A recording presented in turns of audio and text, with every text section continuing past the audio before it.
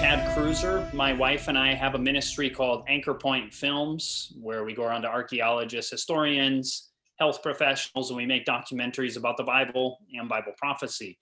And then we also have a channel on YouTube called Health and Homestead. Health and Homestead. If you just look up Health and Homestead on YouTube, you'll find our channel with, 60 some videos, and we're continuing to make more. And they're on exactly that, health topics, where we look at scientific studies, and some of them are comparing head-to-head scientific studies that have already been done, where they've compared certain pharmaceutical medication head-to-head with natural remedies. And we share ones that have been shown in the research, in the scientific studies, to be generally as good or better with less side effects. That's one of the things we share there. That's the health aspect, but also just healthy living in general. We share scientific studies and research on that. And then we also show things on homesteading, how to raise your own food, move to the country, just country living things, various techniques about gardening and so forth, and some things to grow, and just information on country living. So that's Health and Homestead that you find on YouTube there. Now, just to begin, just to give you some idea of, I'll share with you a little bit of my personal testimony on country living and how that came about. I've always been interested in it my whole life. And I gave my life to Jesus when I was in high school, and I was baptized in college. I was going to a college called Calvin College in Grand Rapids, Michigan. That's where I was raised. And I was raised in the Christian Reformed Church, and born and raised there. And then I later had, this experience where I went to a Bible prophecy seminar and in college, and then my life was changed, and I was baptized, and I went into changed the direction. God changed the direction of my life. And instead of I was going into psychology, he led me into ministry. And when I say ministry, not a pastor per se, but doing evangelistic meetings, putting on seminars about health, and sharing around the world. We put on seminars about the gut-brain connection, depression, and seminars on diabetes, and just various health subjects. And we share the research that's out there, and we compare it with scripture. But as we were doing these things for years, I had wanted to move to the country. I was interested in it. And I looked, and I actually looked around the country for property. And it took us, we finally bought a piece of property that we wanted to move into 3 years ago. And I say property, it was just 20 acres, just about 20 acres of timber, and just a little dirt 2-track leading back on it, with one very small open area toward the front, but we wanted to put the house toward the back. And we then, like I said, it took us years to find it. We were searching, and we were searching, and we were searching. And it was, you just think, man, when is the door ever going to open? And you may find the same thing, that you want to see things happen. You have this desire for it to happen. And it just maybe doesn't go as fast as you think. But never go before God, but you want to stay right on track with where he's leading. And he finally led 3 years ago to a piece of property, nothing on it, nothing, no water, just ground. And we bought it. We had saved up actually what had happened is we had been traveling for close to 20 years. And the time came where we wanted to buy something. And because we were on the road doing ministry for 20 years, we had saved up money because we didn't have a house. We didn't have a mortgage. We didn't have a rent. We were just traveling, speaking and doing ministry.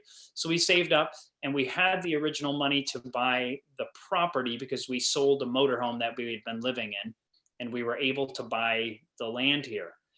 And then what we did, it took not quite 3 years. No.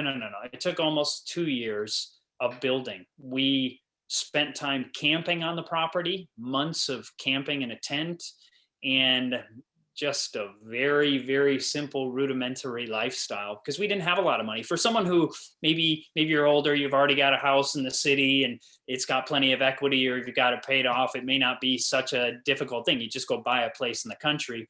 But for those of us who didn't have a ton of money, it was a slow process of we got on the property, and like I said, it was timber. So we spent months felling trees, taking chainsaws. And I started off with me cutting down the small ones, but I wasn't comfortable cutting down the big trees. And then God led me to a man from church who actually I wasn't going to his church, but I had done a meeting in his church, and he said, "Hey, you need any help out there?" And I said, "Do you know how to cut trees down?" And he said, "I've been doing it for 100 years. Obviously a little hyperbole there, but he came out and he taught me how better to cut down in a safer way. Because, by the way, if you don't know, cutting down trees is a very dangerous business.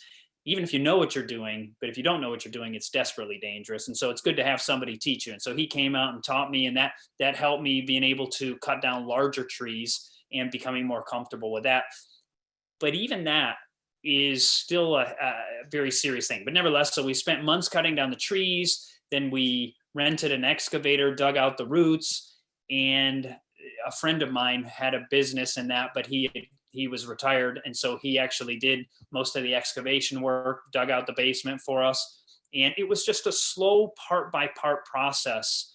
And then it took probably close to a year for the actual building of the house. And finally we got the house. We moved in. Well, we actually moved our stuff in last fall, but we were still traveling full time. And then we were doing a meeting in Michigan, an evangelistic meeting, and I want to say February, March, and then COVID hit, and bam, our travel stopped, and we moved into the house, and we've been here most of the time since March, other than a few speaking engagements here and there. And God led right on the timing, or we would have found some place to stay, but God led for us to, right at the right time, have a place to stay, have a place of our own. And yeah, it's been a real blessing. What's that? Yes. Yeah. So one of the things that when we came, I'll share with you one thing that last year, not 2020, but 2019, because we were in the building process, we didn't have a time to have a garden. I would have loved to. I love gardening, but I didn't have time to garden last year. But I still love, growing food and having food and these kind of things. And so what I did do during that time period was I bought some books on wild edibles.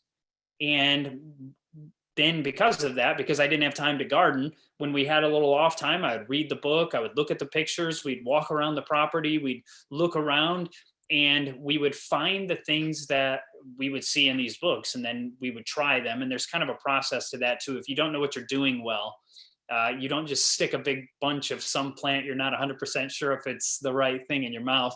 You can literally rub it on your teeth and don't do anything else for maybe another day or two and see if there's any inflammation or anything like that. And then finally, eat a little tiny piece. And then finally you eat an actual good sized piece, depending on what it is. But I'm just saying that to be cautious. Don't go grab some books, think, oh, this must be, wild carrot. And it ends up being poison hemlock and it kills you. And so, but there are certain books that show you not only what the good plant is, like wild carrot, but they'll show you poison hemlock also, which look almost identical.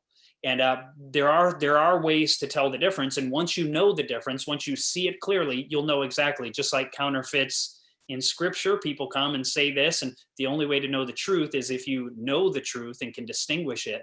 And so you can with those things too. So just some thoughts on that. A couple books, a couple authors that are some of the best authors on wild edible foods. Although if you live in different parts of the country, you may not have all of these. The first one, they'll have most things in anywhere you are in the United States. And that is John Kallis, Kallas. John Kallis. I wish I knew the name of the book, but he only has one book on wild edibles. It only has like 10 or 12 or 14 wild edibles, but you can find these ones almost anywhere. And actually much of the world you can find them. And so, and he has so many good, what's it called? Edible wild plants. It's called Edible Wild Plants. Thank you. My wife is looking at it for me now, and which is perfect. So he has that book. It's a great book. That's kind of a beginner's book. The food in there would be good for salads, but it will not sustain you calorie wise. It's just, you can't live off calories. You can't get enough calories typically from greens. maybe kale if you would eat 15 pounds a day or something like that, but you'd be hard pressed to do it. But greens give you nutrition. They don't give you a lot of calories, but it's some of the other books by an author by the name of Samuel Thayer. Samuel Thayer has very interesting, fascinating books, great stories. And he is like, there's an old author by the name of Ewell Gibbons, who was the popular one from the 60s and 70s. But the new Ewell Gibbons of today is Samuel Thayer, this fascinating author. He tells you about plants. They don't have a ton of plants in each book. They'll maybe have 20 to 30 some per book, but there's so much information, so many pictures, research, scientific studies, but it's fascinating to read. So those are just some interesting things if you have any interest in looking up his books. So Samuel Thayer and John Callis, two great authors when it comes to wild edible foods. And the thing about wild edible foods too is that you can get a lot of nutrition out of these things. They don't always taste as good as some of the things that we get in the grocery store, and that's why they're often not as popular. But adding some of these things to a salad where you have other salad growing, we have weeds growing in our garden, and maybe you've heard of purslane. Purslane is it's wild edible that is something that is used throughout the world. It's used in the Middle East. My wife is from the Middle East. She's from Iraq, and they would eat it regularly there. And they came to the United States, and hey, it's a weed here too. And so for the first part of the summer, we ate significantly more wild purslane from our garden, which was growing wild there, than we did, anything else as far as any kind of green. So some of the things that you consider weeds in your garden are actually perfectly good wild edibles with plenty of nutrition. That one has omega-3s in it. So I'm just giving you an idea as you learn these things.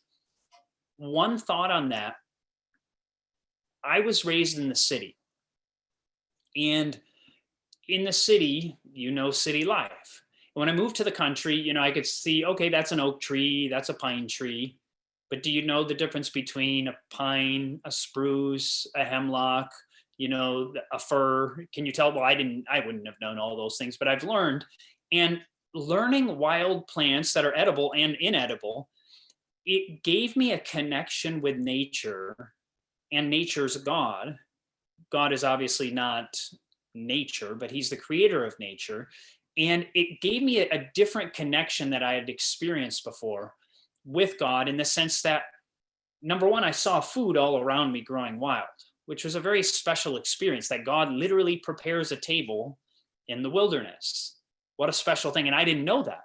It's kind of like if you walk through New York City and there are a million people all around you and you don't know their names, and so you hardly pay attention to them and you don't think much about them.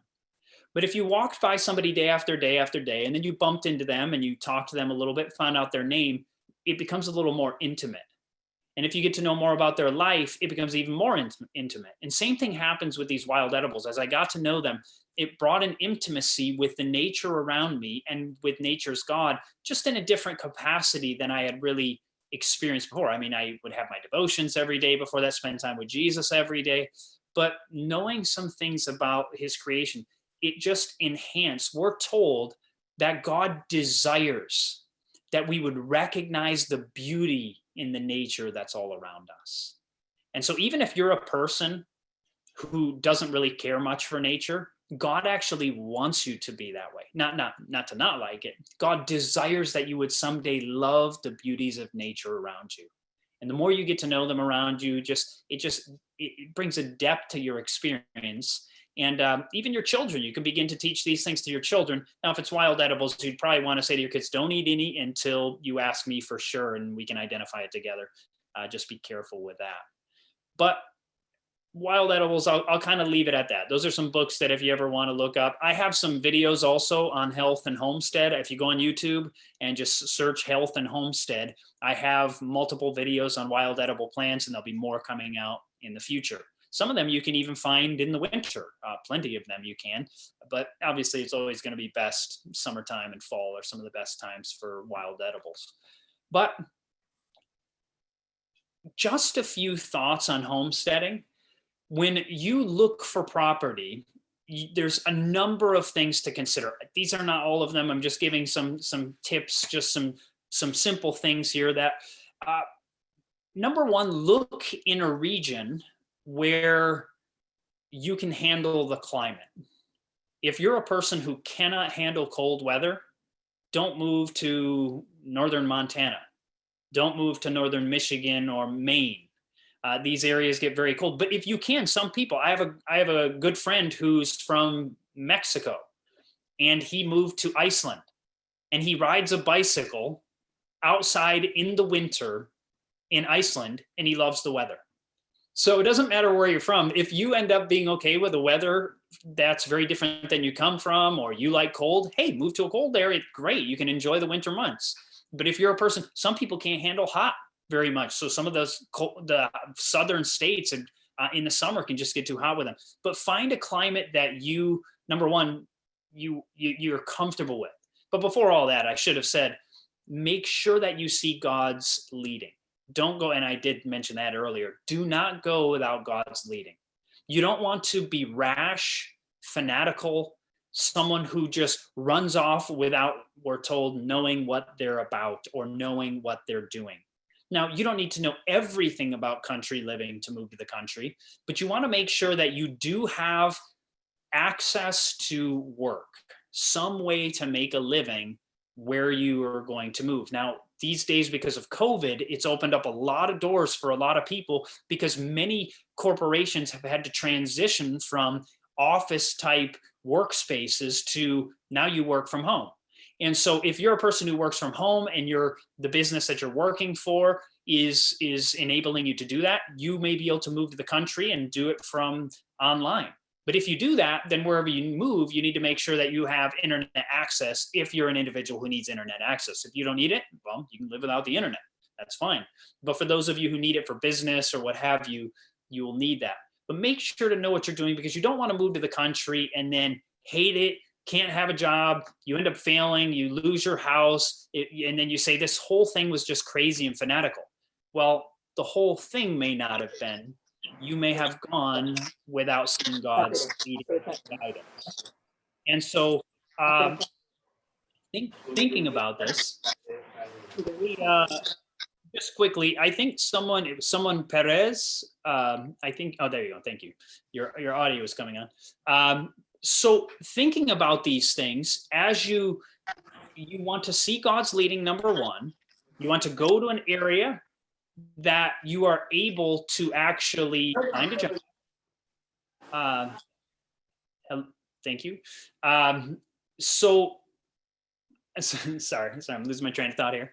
On top of that, when you do go to an area, different area, I don't know if every state is this way. The state that we ended up moving to has townships, and each township has its own regulations. So if you do go to look at properties, you're going to find out that there are certain regulations. One township, which may be directly next to another township, may have totally different regulations. You may be way out in the country and you think, oh, great, I can set up my, I can bring a motor home out there, or a little cheap RV, and I can set it up and I can build my house. And then you find out, oh, this township does not allow RVs to camp out on properties. And so that's not always the case. But what I'm saying is that may be the case where you're looking. And so finding these things out before you plan something out, dive into it, find out, hey, can I do this? Now, I want to clarify, there are regions of the country where there are literally almost no regulations whatsoever, like certain parts of maybe Arkansas, Missouri. I don't know if they still have some in Idaho, or, I don't even know about Montana, but there are certain regions. I know at least Arkansas for sure. There are certain areas where you can build whatever you want. And which is wonderful if you want freedom and if you want, to build whatever you want. But there's the downside to that is then your neighbor can do whatever they want, and they may make, some kind of toxic thing right next to your property. So that's not always going to be the case. But what I'm saying is there's benefits and there's negatives. So having more restrictions makes it so people are going to have nicer houses around you. Having less restrictions makes it easier for poor people to have a house or build a house. Because I don't have a tiny house, but if you wanted a tiny house, most areas you're not actually allowed to do that. And so you would have to find an area that allows you to have a certain, square footage of a house. Our area we got to, and they had, we didn't realize it until we were already in the process of buying it, but we were finally like already far enough into the process. We're like, okay, whatever. We had to have 1,100 square feet minimum. And so I think what they were trying to do is keep out single wide mobile homes out of the area.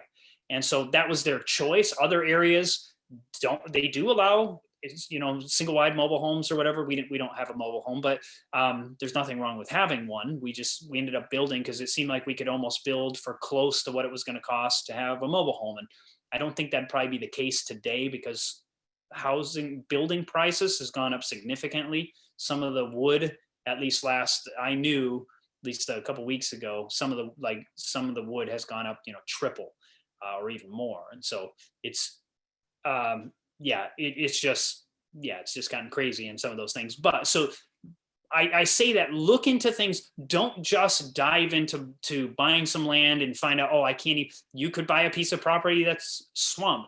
And by the way, unless the Lord really leads, and you better know it's his guiding, don't just buy something online. It's seldom, you may have done it and it works out for you. And if God led, hey, he can, but in general, I have a friend who he never went to look at and he got it, and it was just swampland. And so you can't build on it. And so now he has some land that he can't do anything with. And who's ever going to buy a piece of swampland from him? Well, nobody. And so I say that in general, do whatever you can to go see the property. If God leads in some way, go ahead.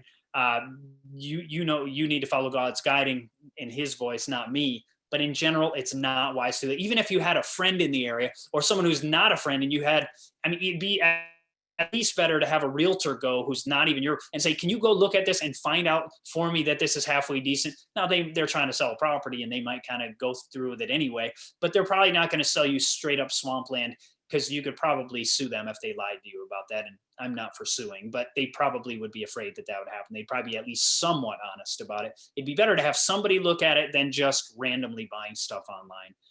I say that just as a precaution. So we bought the land. We spent the whole process, the time. The other thing to consider when building is not just restrictions, but how much do permits cost? Permits could cost anywhere we were in one area of California, way out in the country, and we were told if you were to build a house, the permit was $75,000. So that means you bought the land, whatever that cost, then $75,000 on top of it gets you nothing except for the ability to build, and then you start paying on top of it to build. So you get the idea that can get if you have tons of money, don't worry. I mean, then it's not that big of a deal to you, but to the rest of us, going to an area that has not exorbitant prices for that is going to be important to most of us who don't have a ton of money.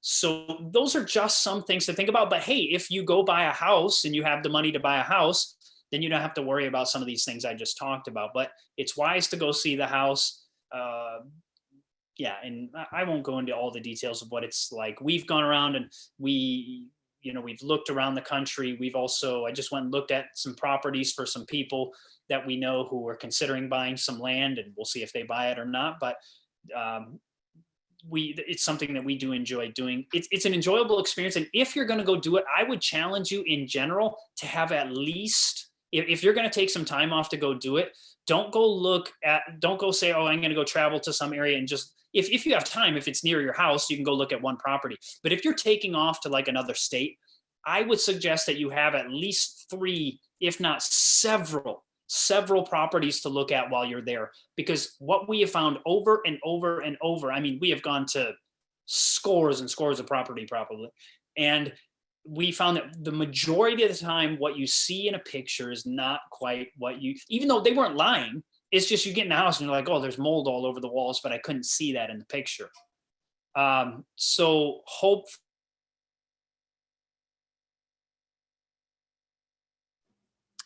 Are you frozen?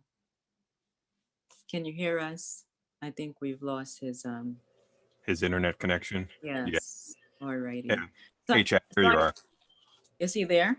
Yep, I see him moving a little bit. Yeah, so I realized you just lost me. Have I been going out a lot or no? No, that was the first time. You're great. Okay, good. Yeah. Okay, so I can leave it there for a moment.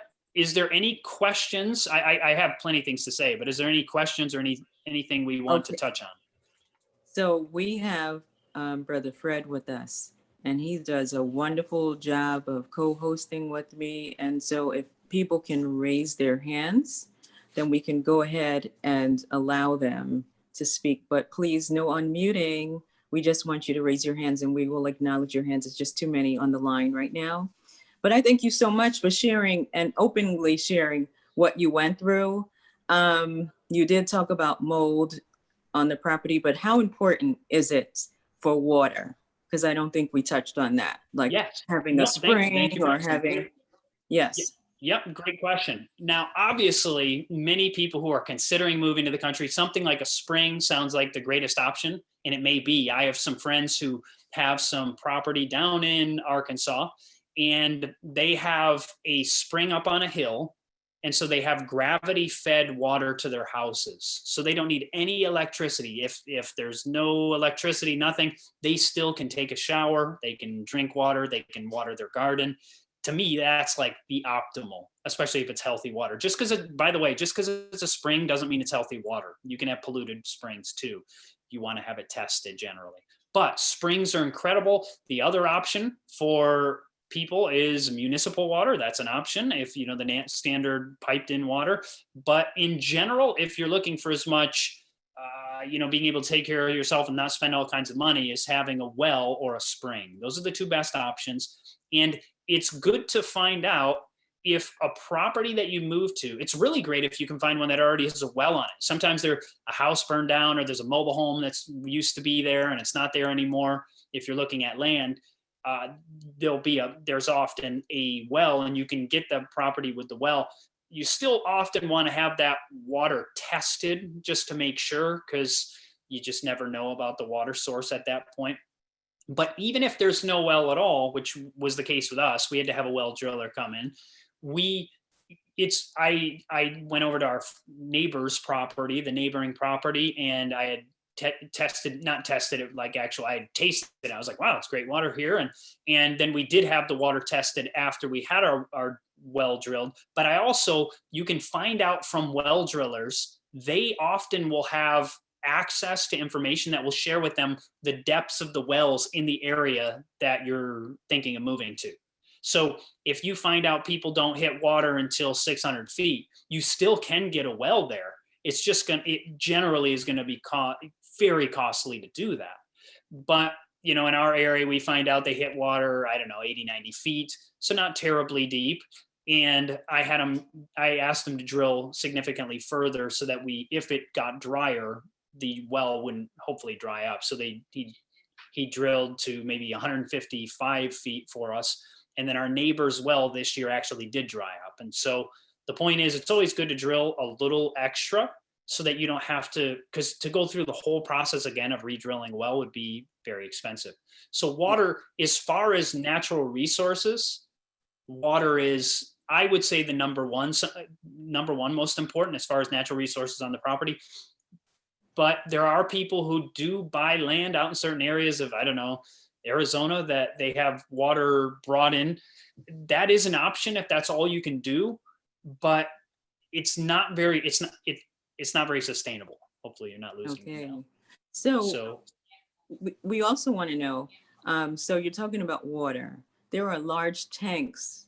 Should we have large tanks on the property or rainwater barrels? Sort of like a quick answer, because I know we got like a lot of people waiting already.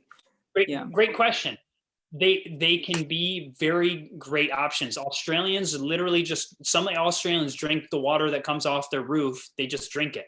And so that is an option. That can also be an option for gardening and have catchment systems. Some people in certain areas need to fill up tanks so that they will have enough during certain seasons. In my area, it shouldn't really be a problem, but it all depends. Having an option for a hand pump, they're quite expensive, but it can be beneficial.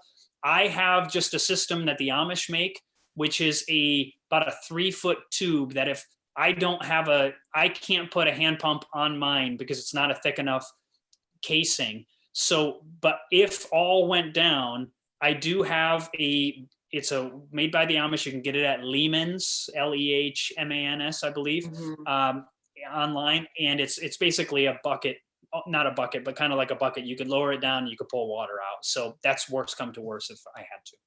Okay, so you just brought up another important problem, because most people, when they buy property, they have electrical wells. When your light goes, Yes. it is important to have something like a hand pump well system. So how much would a hand pump well system be?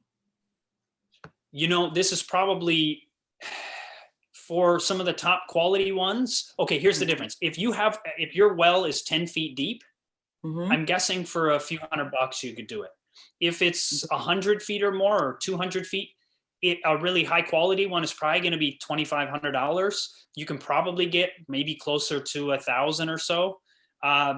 Those are just some general numbers, but or you can, like, if worse come to worse and you're my situation, the thing I bought was like $100 plus some rope was probably another $20. So $120. Now, obviously a hand pump would be much nicer, but since I don't have that option presently, if I had more money someday, maybe I would put in a separate hand pump, but I don't have the ability because of the size of the well. So you're talking a few $100 up to maybe $3,000 for a really quality pump.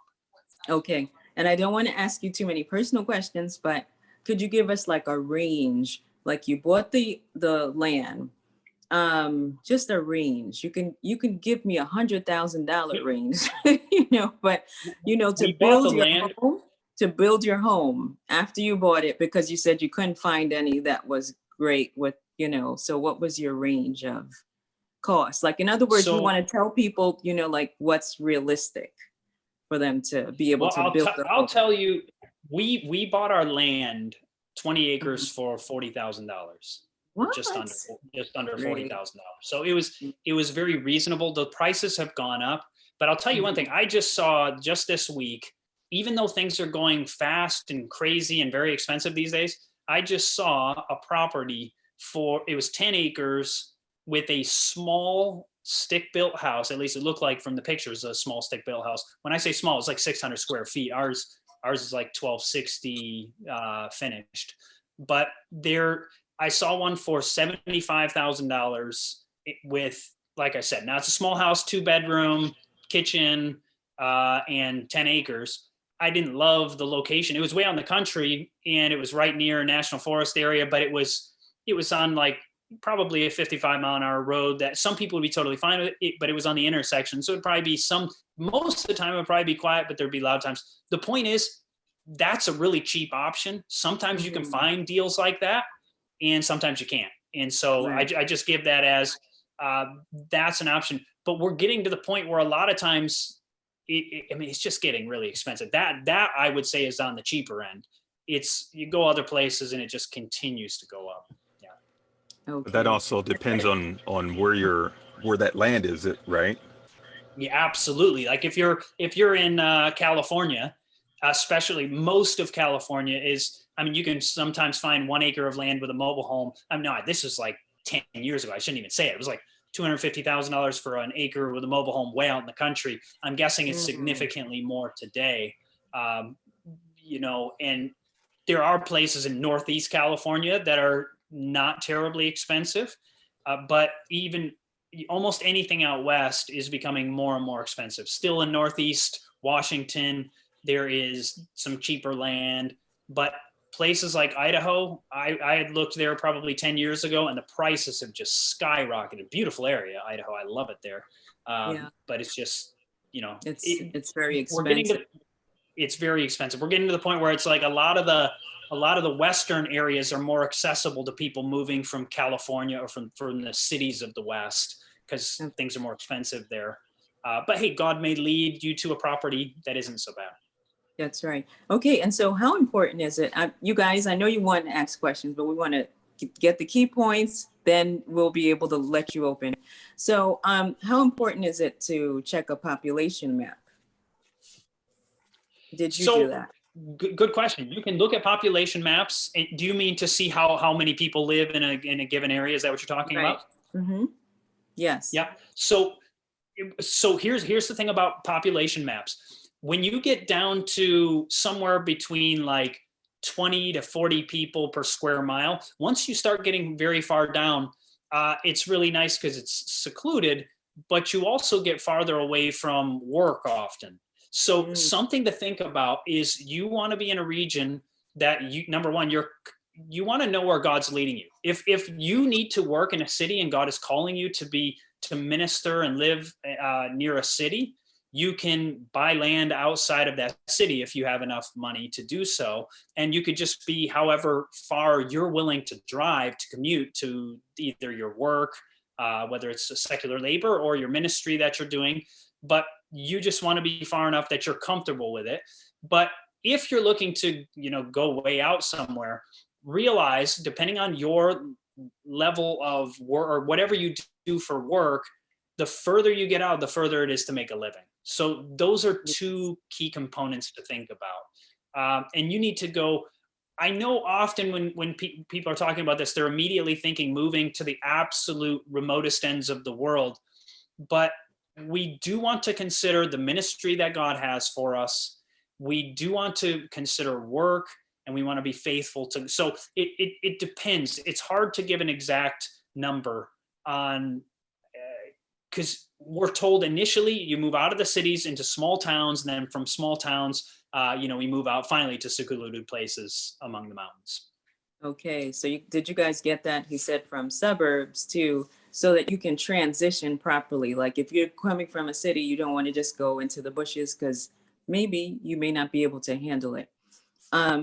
That is something really to consider. We have had the blessing of living in different situations where we've lived out in the Black Hills of South Dakota, way out in the country, but we've with ministries and these kinds of things. So we had already done things like this personally. So when we bought this land, we were looking for a place in the quiet.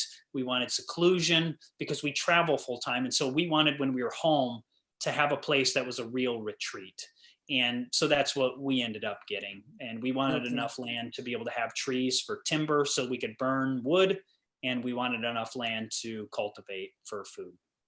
Okay. And people moving with kids, how would you suggest, how important this is?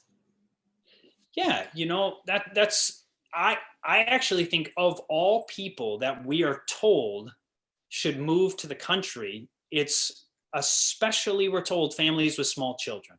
Yes. Because there is such an impact that nature can have on our children, and there is such an impact that children in the city can have on our children, or people in the city can. And I know because I grew up in the city, and I know because I was one of those children. You're impacted by the world around you. And so the most important people to move out, we're actually told, are families with small children. So there's such an impact. I have friends who, my good friend Scott Ritzma, raised in the city with me. We grew up together since we were children. He was in the Christian Reformed Church with me, and we went to all of our schooling up to college together, and in college together. And then he, moved with his family into the country, and it's such a blessing for his family. I don't have children. If I did, I would really want them to be there. And but once again, even if you do have children, still allow God to lead. Pray that God will show you when, where, and how to be able to do it. So don't go crazy with it, but do allow God to lead. Okay, and you had a good point the other day when I was talking to you about transitioning the kids. Could you share that quickly? How the transition? There's some things about, one of the things I would say about is, as far as with kids, one of the things you could do to help them make a transition, especially if you live in the city and you're not going to move out tomorrow probably, unless you already have some plans for that. One of the things you can do is you can take them doing hikes. You can take, you live in Manhattan. It's going to be a drive if you live in Manhattan, but you're going to have to drive out of Manhattan, and you're going to have to find a park out in or some walking trail. You'll probably have to drive an hour or two. You walk, and you go find a place for you and your kids to go on hikes and try to, you could do that on the Lord's day, right? You could go out and you could spend time with them out in nature. And as you do, learn about the plants, learn about the trees, talk about them with your children so they begin to have a love for these things. And so then when you move them into the country, they're kind of more ready for that. Another thing about that is we have friends who like to go on hikes and such, and they're three. Actually, we just went on a hike with one of them. Actually, it was Scott Ritzma and his family. We were camping and way out in the middle of nowhere. And his little, I think 3-year-old daughter, she hiked most of 4 miles at 3 years old. And you think, man, that sounds like torture. Wow. She was okay with it. It's amazing how kids can do these things if you just simply do it with them. And now, obviously, there's times you have to carry your kids. I'm not negating that. I'm not talking torture. I mean, we want the kids to be happy children, but you don't start off with a 4-mile walk. You start off with a 1/4-mile walk. My driveway is almost going to be that. And then you double that and it starts getting more, and they'll learn to be strong and healthy, and they'll actually enjoy the process with you, especially if you make it a positive experience for them. Okay. And so quickly, we're going to move now, but we got to go right back. You didn't tell us how, like, the price range of to build, like everywhere is going to be differently, but Yep. for you, yeah. I'm trying to remember it. The building process for us was, I'm guessing, around 130, 140, something like that to build, somewhere around there. Okay. And that's pretty good. And you had all your wood from your property. We actually didn't end up using the wood. We are using our wood for heating the house, but we actually didn't use the wood to build the house. But we did do as much as possible. Now, not even nearly all of it, but we had a team of guys come out. We have a friend from church who has a construction business, and they came out, and I worked with them as much as I could while I was around. And so and then, I put in things like the tile floors, the wood floors. And so doing anything I could saved money on the build. Now, if you're really handy, you could have saved, the house could have been probably about half that price if you could do it all on your own. But I didn't have the skill to do it, and I didn't have the time because we were traveling. Okay, but you still did good. That's wonderful. And I'm glad that you were able to put at least a marker on a price. Yeah. Now, let's hit on, we did water, heating systems. What type of heating systems are important for country living? Yep, good question. So obviously, if you live in a tropical region, you don't have to worry about that so much. But for us who live in the cold regions of the world, we do have to consider that. And just so you know, people don't use solar typically to heat a house. You would need an insane amount of solar power to have the ability to heat. Heat is a very energy not efficient method of heating. And so we heat our house with a wood stove. So we have, a wood stove in our living room, and we have plenty of trees. So we'll have enough trees forever unless there are a forest fire or something like that. And that's probably one of the standard ways that people heat their house in the country. There are other options like, what do you call them? The geothermal. Geothermal is one of the cheaper ways to have heat in your house, where one of the ways they do it, you can actually use geothermal for even a greenhouse, where you can simply dig an 8-foot trench in the ground, lay down some of that black plastic tubing or piping, I'm probably not using them right, and you can actually have a fan blowing up. The ground temperature often is maybe 50 degrees, and pumping that into a greenhouse, you don't even need to add heat to a greenhouse. It'll just keep it maybe around freezing or just above, so your things don't die. But in a house, that might be one of the cheaper ways to do it. But I don't know if you could run that. I haven't looked enough to find out if you could run that off of a solar system, something like geothermal. I don't know. You might be able to. You'll have to look into that one. But most people are going to do wood heating if you're going to try to live off your own land. And in doing that, I've been told that you probably want at least a few acres of timber if you're looking to do that. Some people say 5. You might be able to get by, I'm guessing, with even less than that as far as acres of timber, but I've heard 5. And so I would just, defer to somebody else who probably knows more than I do. They say about 5 acres of timber will have enough timber that you can cut down trees or let trees die, use those, and then they'll be growing fast enough that you'll always have surplus of trees for the future. Yes. Okay, and so let's go on to food cooling. So if you're in the Food, country, yep, how do yep. you cool your food? Great question. Great And question. would you use like maybe one solar panel? Because if you don't have a house full of solar panels and your light goes out in case of refrigeration, if you have a freezer or whatever on your property, would one solar panel do a refrigerator, one or two? No, not unless they've come up with something since I've looked. No, you need quite a few solar panels for, and I don't know exactly how many. And by the way, it makes a difference if you're like in California and you have, 300 plus days of sun versus living in areas of Michigan, Maine, Montana, where that makes a significant difference. You need typically to run standard, I can't give you a number, but you need quite a few solar panels to run standard appliances. There are energy efficient appliances for solar panels and so forth that you can use. That's an option, but it is still a pretty expensive option. Solar is a relatively expensive way to get enough energy, but if you have the money, it's an awesome thing to do.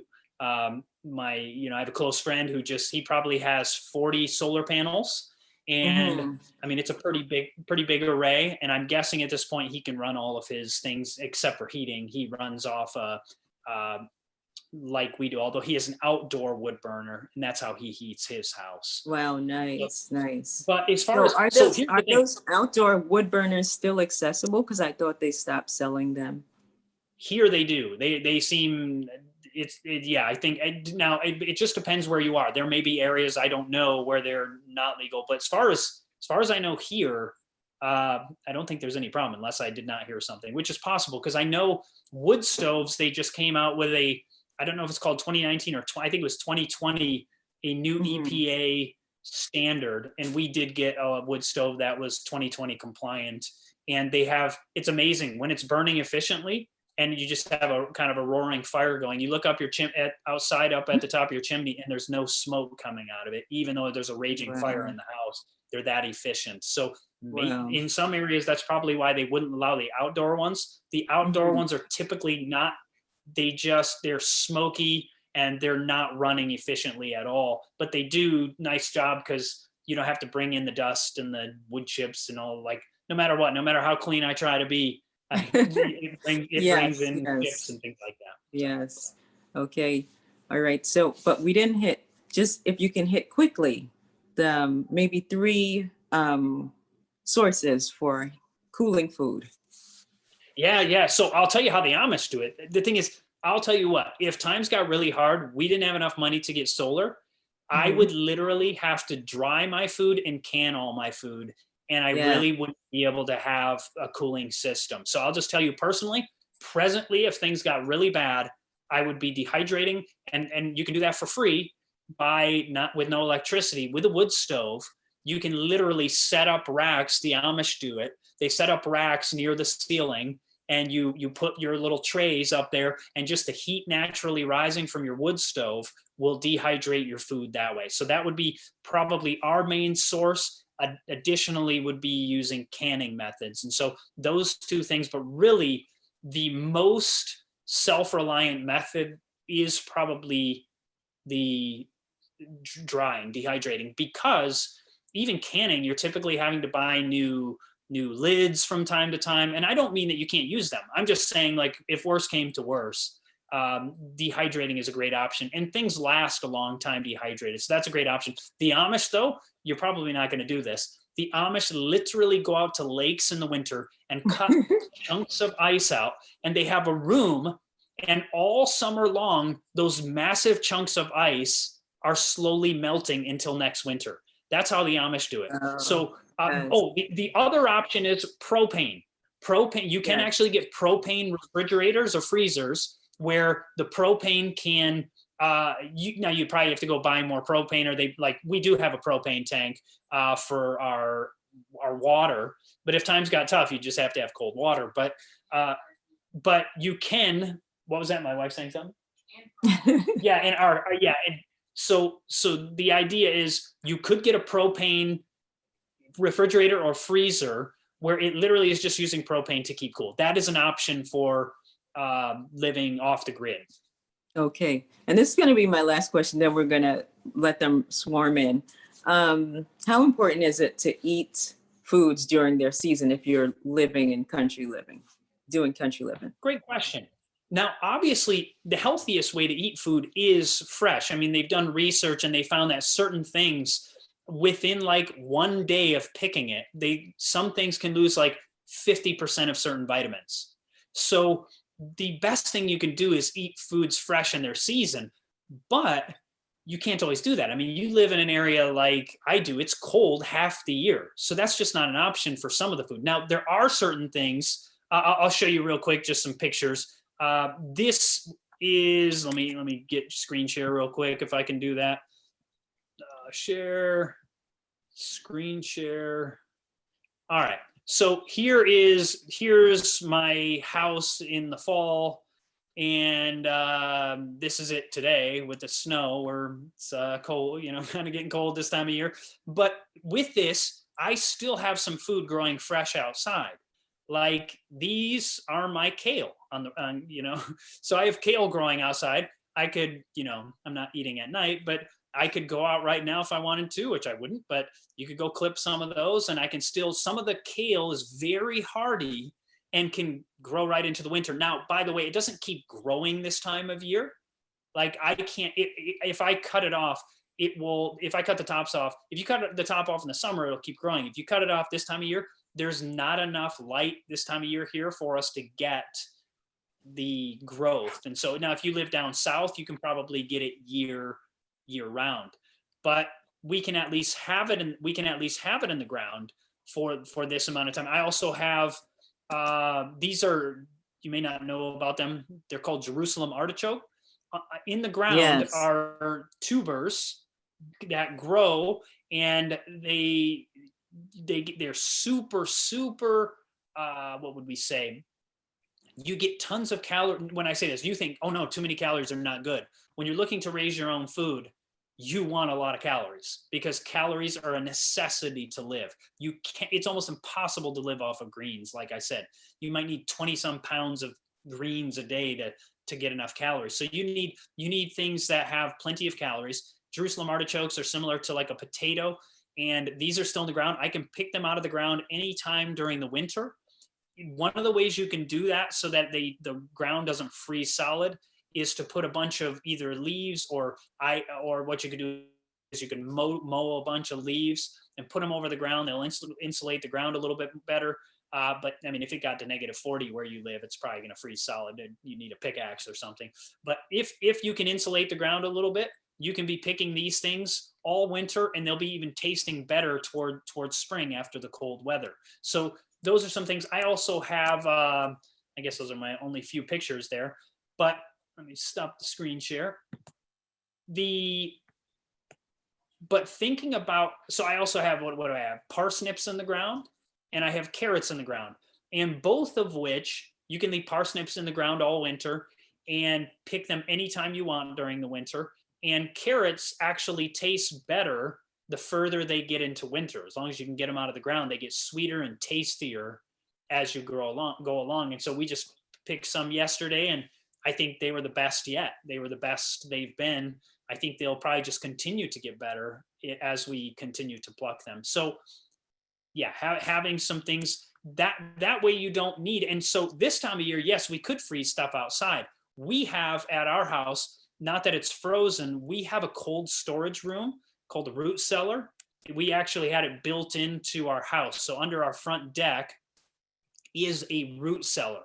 And that root cellar is, probably 30 feet long by 6 feet wide. You don't have to have it that size. That just happens to be what our house, we have a small house. By the way, if you're looking to build, we were told, and it makes sense, that historically at least, building up is cheaper than building out. So for instance, our main floor is only 600 square feet. We have a relatively small house. We didn't have a ton of money, and it works fine because it's just my wife and myself. But like we said, they made us have at least 1,100 square feet. So we have 1,260 square feet. And the under in the basement, at least that's finished. But under the basement and in front of the porch, we have a root cellar where you can put your potatoes, you can put your cabbage, you can put many of your fruits or vegetables, and it will stay, ours stays probably in the 40s during the winter. So it's like having a nice refrigerator for the winter. And you can keep things like potatoes, sweet potatoes. Actually, sweet potatoes, you want to keep them above 55. But regular potatoes, you can keep them in there. And for months and months and months, you may be able to have certain varieties in the right conditions until the spring comes, or even until next summer, depending on what kind of varieties of food you have. So that's not a freezer per se, but that is a refrigeration type method. And so we do end up having that. Okay. Now, I know I told them that they were going to be able to ask questions, but I have one Yes. important question, and Please. that is animals. How do you keep the animals from eating your foods? Great question. Great question. So we do different things. The main thing we do is for deer, and I don't know if you can see in the picture there. We simply have a fence. And if you want to have a fence, generally, I'll see if I can show it one more time. If you want to have a fence for deer, what is generally suggested, if you look on the, I don't know if you can see it very well, but on the left side of my house, you see my car behind a fence, or our minivan behind the fence. And so we have a fence that goes right, we have to even walk through the fence to go into the house. And then the whole area around it is the garden area. And so you literally walk outside to our garden. It's right out the front door. But the fence is our main thing. There are also, I mean, there are times some people may not like it, but trapping is something you may have to do. Like I just was looking at one of my fruit trees, my apple tree, I mean, I have several apple trees, but one of my apple trees, probably a mole dug and was eating out the roots of my apple tree. And Terrible. we're actually told, believe it or not, in those wonderful books, that it's either them or you. And there's so many little critters that the earth will not run out of moles. If I get rid of a few moles on my homestead, there will be plenty moles to go around after that. They will not go extinct because of that. So if you don't feel right about that, you can let them eat your food as much as you would like. I don't like it. So we will do what we can to take care of some of the animals, but mainly fencing. Fencing is the main thing that we use. You can get tiny little solar panel. One little solar box, like tiny, can actually often charge a solar powered battery that will run in a little string, a little fence for an electric fence for you.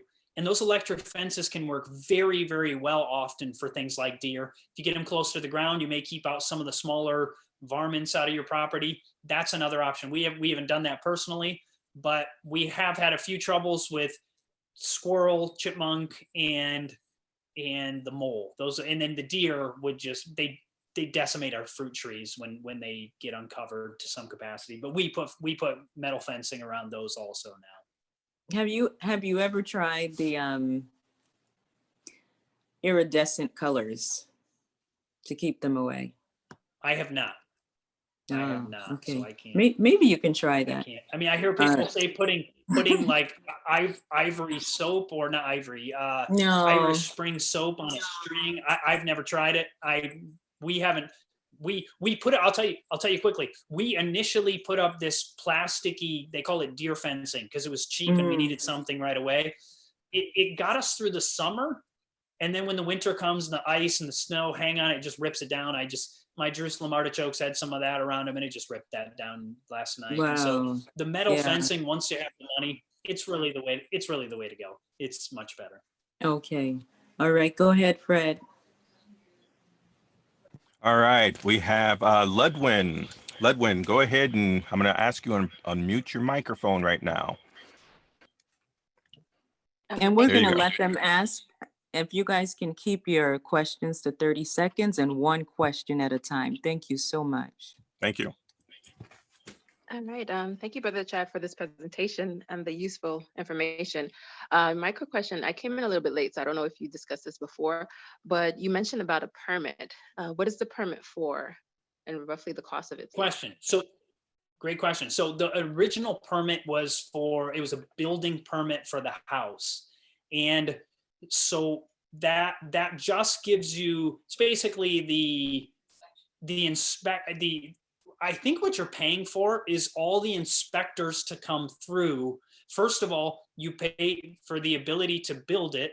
And as you're doing that, they come through and they inspect, okay, how's the foundation? Okay, the foundation's legit. Now you can go to the next situation. Then the framing, I don't remember if they inspected the framing, they probably did. And then they come back and at multiple stages, they come and they inspect it, unless you live in an area with no regulations. If you live in an area with no regulations, you do whatever you want, but it wasn't the case here. And so they had to come and we had to be done to code. If anything was done incorrectly, it had to be fixed. And I think you're basically paying for them to come out there and for the government to get whatever money they need, And so you're paying, in some places it could be $100 or a few $100. In other places, like I said, there's places where it's 75 grand just for the permit to build your house. You're paying for the permit to build your house. That's basically it. Oh, and by the way, one quick question or one quick thing along that, we had to pay for a permit for the well also. But even that might have been $400 or something like that. Well and septic, a well and septic. So yeah, I didn't mention septics, but along with your well, you're probably, unless you have an outhouse, and depending on where you are, they might not let you have an outhouse. You're probably going to want a septic, unless you're into the standard grid system and the well system. You'll probably need a septic also. Yeah, we don't have the option for that, so we had to have a septic. All right, thanks, Chad. We have Galaxy S10. Go ahead, and I'm going to prompt you to unmute your line. Can you? All right, Galaxy. All right, well, we're going to go ahead and move on. Merlin, go ahead, and I'm prompting you to unmute your line. There you go. Hi, good evening. I want to find out woods or agricultural land. Which would you suggest? What about agriculture? Would you suggest wooded land or agricultural land? Okay, great question. Great question. So there's benefits to both and there's negatives to both. In certain situations, so often it can be like, depending on where you live, it can be like this. Some wooded land has great soil, but often the areas that are wooded may not be as good as you would think. And the reason why they're wooded is because people tried farming them 100 years ago and they don't have the best soil. So they stopped farming there and now there's a forest there. So sometimes it's actually worse off that you're buying wooded land. Like that is what we ended up happening here. It ends up that people tried in the past and it's very difficult. It takes a lot of work to farm this land. So now that's an experience that I have to just learn through. And so I have to really work hard to try to add sustenance to the soil, add nutrition to the soil, try to work the soil in a way that somebody who buys farmland may not have to do the same capacity. Now, the benefit of being here is that in some farmland, you cut down a forest and the soil is amazing. Often after you cut it down, the soil is fantastic because it's had years and years of leaves dropping down. And so you do have good soil. The benefit also can be there is it can often in the wooded areas be very pristine and not very tainted with pesticides and these kinds of things. Whereas obviously most farmland historically is done conventionally. So there's a lot more of the chemicals and so forth, the pesticides that are being put in there, that also leaches down into the earth. And often there are nitrates that you find in the wells because of the farm chemicals are down in the wells. So that's often that way. Now you can get a filter and take care of that often. But often you'll have better soil in the agricultural areas. And being in the agricultural area means you're probably going to be able to just go right to it. It would be a lot faster. If you have the money and you want to, going and buying some land that's already ready to go is the easiest route. It really is. It's not always the cheapest. It might be, but it's not always the cheapest. But if you can do that, it's easier to go that route. To start all over what we did here, I don't think I would start this whole process over. It is a lot of work to do. It's fulfilling. It was an awesome experience. I don't think I would trade it for anything, but at the same time, it's a lot harder. So if you have the capacity to just go, and it doesn't have to be full out agricultural land, you can sometimes find like a country or mountain property that at least has enough land to grow food on it.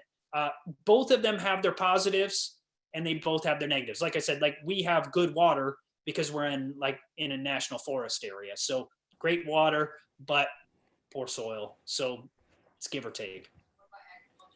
All right, Faith Ann, I see you have your hand raised. Go ahead and unmute your microphone. Yes, thank you.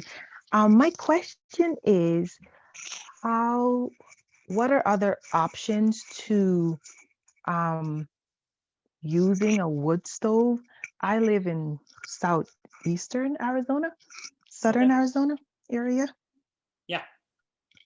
So one of the other options is this. I don't know how well you can do it, but one of the ways of designing houses is building them what is called passive solar heating. And there's different ways to do this. One of the ways to do it, it's a little bit technical, but you have your overhangs, like your, what would you call it? A awning, maybe something like an awning over, like you build your house in the direction of the sun, maybe south or southwest, pointing your house with windows on the south or southwest facing that direction. And you have windows, and you can have inside of the house, sometimes whether you had like a cement floor or a concrete floor or stone, where during the day as the sun comes in the windows, it hits the ground, it heats that ground, and as it's heating it all day long, that ends up radiating that heat back out during the day. Now, you think, well, that's rough if you live there in Arizona or something like that in the summer, because then it's going to be so hot. But the way you get around that is, depending on how you build the awnings or some kind of covering to the window, if the sun is much lower in the winter months than it is in the summer months. So you can make the awnings as such so that in the summer, the sun is so high that the awnings block the sun from coming in, whereas in the winter, the sun is much lower, so the sun can get in the windows or send in its rays of light into the house and heat the house that way. Now, whether that's going to be hot enough to fully heat your house, I don't know. I don't know that I really, and it would depend probably where you are. Are you up in the mountains? But that's one option. Yeah, there's also solar water heaters where you can put those up on the roof of your house or in some area. And that might be an option also. Now, I don't know if anybody fully heats their house that way, but you can use that water solar heater on the roof of your house to heat the water. And so you can have warm water in your bathtub, your shower, your kitchen sink by using that kind of water. So those are some options. Boy, I mean, I'll just tell you, like, people have used like manure of animals as heating sources in the past, where they dry out manure, put it in a stove and heat it that way. That doesn't always sound like the nicest thing to most of us, but I don't know of any other great ways other than a wood stove, but maybe something like the geothermal woodwork in Arizona. I don't know. I can't tell you that it would. I haven't spent enough time looking into that for places, because I just live in a cold area, and really this is the only option for me. All right. Thanks, Chad. Alina, you are up. Awesome, thanks. So I have a question. So I know there's going to be a time where we can't buy and sell. So what if we have, and with property, even though we own it, we technically don't own it because we have to pay property taxes on it. So how do we get around that when that time comes? Is that something we should even worry about at all, or? Great question. So I'll share with you, to the best of my knowledge, the way that I foresee. Somebody may have quotes that show this wrong, but from what I understand, we are told this. Number one, we are told, even if you own a house, we're told that we need to pray that God will show us when to sell our properties, or our house, specifically house is mentioned in the quote. We need to pray that God will show us when to sell our house. And if we do not pray, he will not tell us, and our house will become like a mountain crushing us. And I don't think that means the house will crush you and fall down on you, but rather it will be the guilt of the time had come. I was supposed to let go of my property and I didn't pray. And because I didn't pray, God didn't show me, because I wasn't willing to give up my life in Sodom. And I'm not saying you're living in Sodom, but the illustration is Lot's wife. And she wasn't willing to give up what she had. And so from my understanding, when we actually get to the full-on time of trouble, so there's the little time of trouble. It's never actually called that. I can't find one instance where it's called that. But we are told about a time just prior to the time of trouble, where it is very difficult to buy or sell. It doesn't say that you cannot buy or sell. There comes a time, the time of trouble, you cannot buy or sell. The little time of trouble, which we have coined that term, which is really the time just prior to the time of trouble, is a time where it is difficult to buy or sell. And we're told that I see the need to move into the country to raise our own provisions, for in that time it will be difficult to buy and sell. So from my understanding, and someone could correct me if I'm wrong, but my understanding is when we get to the literal time of trouble, we basically should have got rid of our physical assets, and we should not store up for the time of trouble. That is different than having food raised for the winter months. That is not hoarding to have food for the winter months. Have you ever read how much food James White would have stored up in there? How many hundreds of, they would have how many hundreds of, jars or whatever, how much land they had growing food, and they would store that food up for the winter. That was not what we would call hoarding. Hoarding is thinking you're going to make it through the time of trouble with enough food hidden that nobody's going to find it. We're told if we have food laid up in the field or in the house, that it will be taken from us by strong hands. So at that time, there's nothing we can do. At that time, our bread and our water is sure, but we have to have the faith to let go of all these things like a house. And that thought is crazy. We think, man, how could I let go of all this? But the time comes where there's nothing, but a rope to hang on to, and we just fly off into the chasm of fear. But our fear needs to take hold on God and let go of the fear, and our love to God will allow us to let go of the things that we have. So from my understanding, we are to prepare, move to the country, raise our own provisions. Those are word for word, raise our own provisions, for in the future, the problem of buying and selling will be a very difficult one. People always use the quote that says we shouldn't store up food for the time of trouble and say that has to do with today. That quote, unless we're living in the time of trouble today, if we are, that's a very serious thing. If we're living in the time of trouble, which I don't perceive it, because we're still buying and selling. I don't know anybody that cannot buy or sell today because of their faith. Now, I'm sure it happens somewhere in the world, but it's not a standard national or international law that you can't for your faith presently. So I hope that gives you some. So my point, so when it comes back to property taxes, I'm guessing when we get to the point where it's impossible to buy property taxes, by that time, we probably should have sold our houses off. Chad? Yes. Chad, thank you so much. You know what? You are a wealth of information, but we got to shorten our answers, because you have tons of people. You have people talking to you, the chat room. You don't even see it. And I wish your wife would come and say hello to us. Do you think that she will? Did you want to come say hi, Claudia? Yeah, we'd love to see her. We know that she's the wealth of information too, because she's yelling out stuff in the background. She will come. She will come. I'm saving her a spot right here. Okay. All right. Go ahead, Brother Fred. To the people in the chat room, I'm so sorry. I don't even know how to accommodate your questions. It's just so many.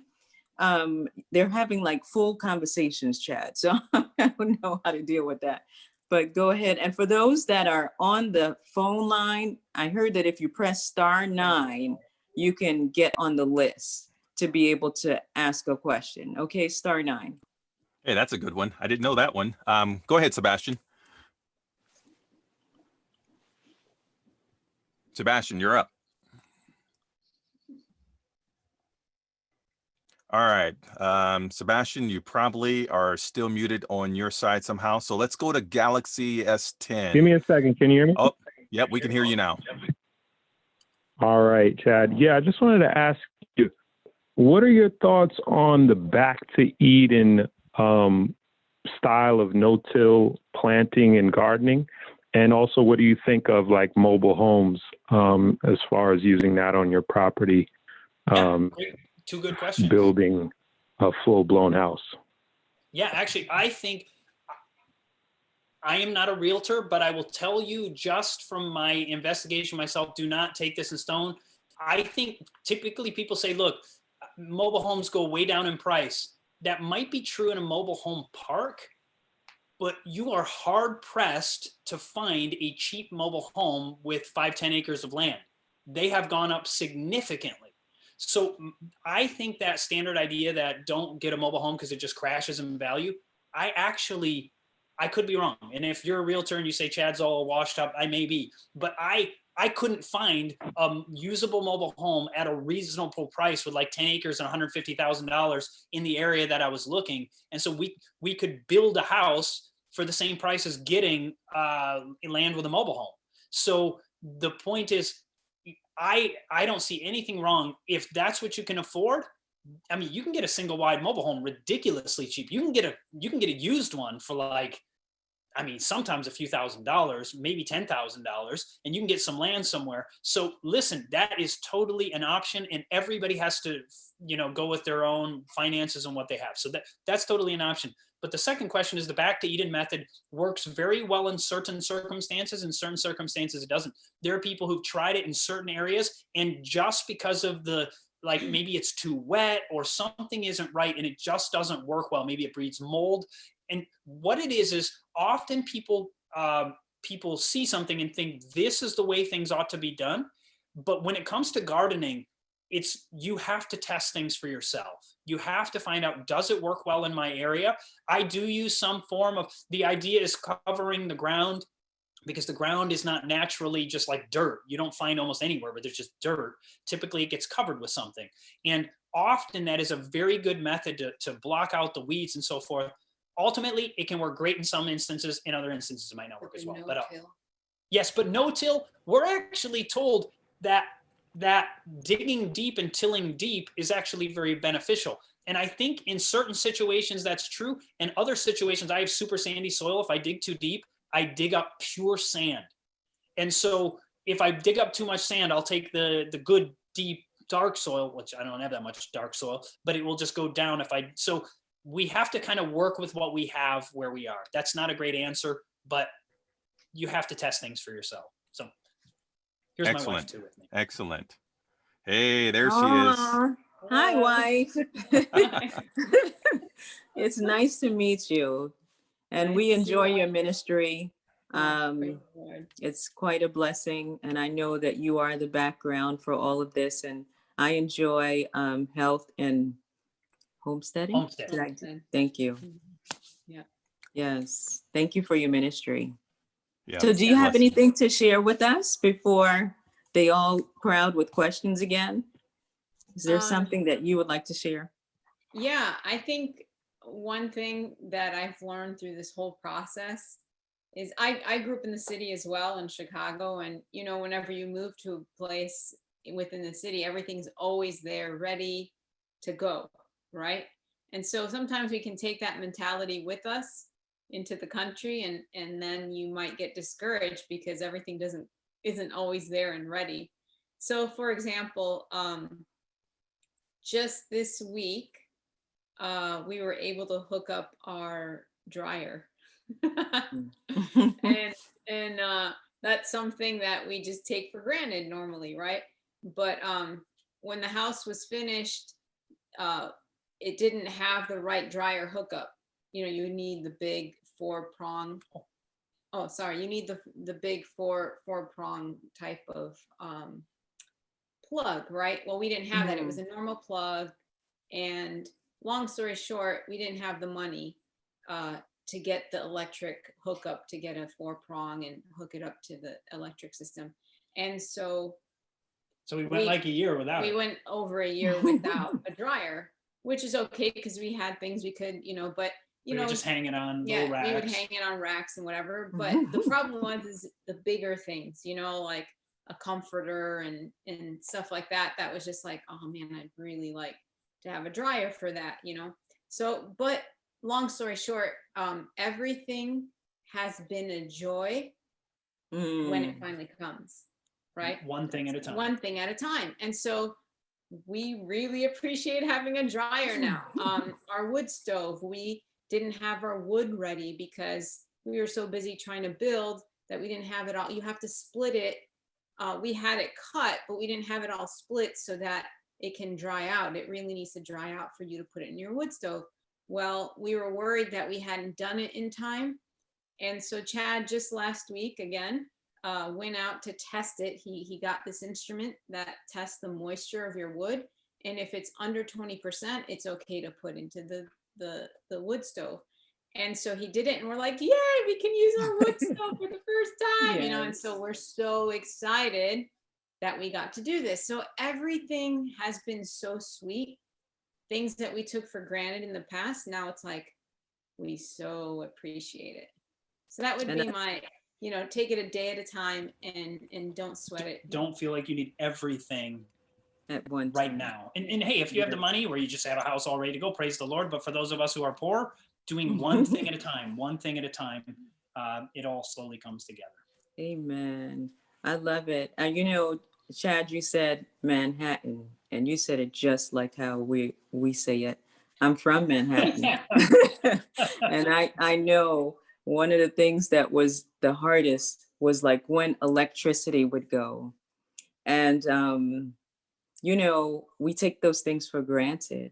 And then if you're in a cold area and electricity's gone and it's gone for a long periods of time and you don't have that wood burning stove, maybe you have a fireplace, but you're not equipped with the wood.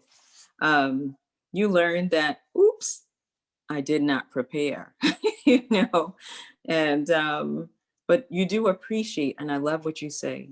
You said that you appreciate every step of the way, you know, how God is teaching you, because these are little lessons, you know, he's teaching you to wait on him. And I appreciate you guys. And I pray that people will start to support your ministry, because you're sharing with us a lot on your YouTube channel.